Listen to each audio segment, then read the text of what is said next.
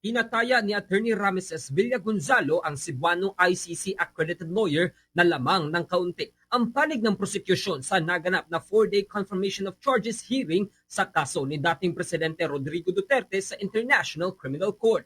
Ito ang ibinunyag ni Attorney Villagonzalo sa eksklusibong panayam nito sa Bombo Radio Cebu base sa kanyang pagsubaybay sa kaso ngayong linggo. Ayon pa nito na kahit may iilang punto na din na naibahagi si Attorney Nicholas Kaufman, ang lead counsel Duterte, ay mas mabibigat pa din ang mga ebidensyang nailatag ng prosekusyon at ng kampo na din ng mga biktima. Sa pagtataya pa nito na nasa 60 to 65% na mas may pagkakataong makausad sa trial chamber ang kaso, ngunit hihintayin pa din ang inilaang 60-day private deliberation ng pre-trial chamber 1 judges na pinangunahan ni presiding judge Julia Antonella Motok. Iginit din ni Atty. Villagonzalo na kahit na mas mataas ang tsansa ng papabor ito sa prosecution ay mayroon pa rin presumption of innocence si Duterte na pwedeng maging anggulo ng depensa kung dadating man ito sa trial chamber. Base sa pag-analyze at panalaliksik ko, medyo lamang ng konti ang prosecution side. If we are to quantify, kung a-assign na natin ng points, kung 100 points ang up for grabs ng pre-trial chamber judges, malamang sa malamang, parang sa assessment ko lang, 60 to 65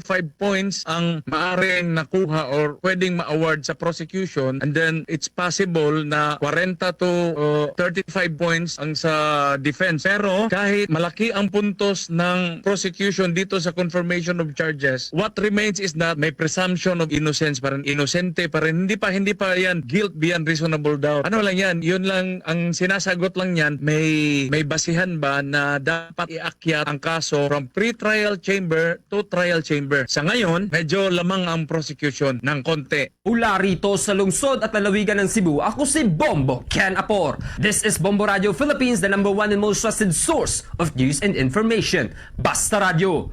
Bombo!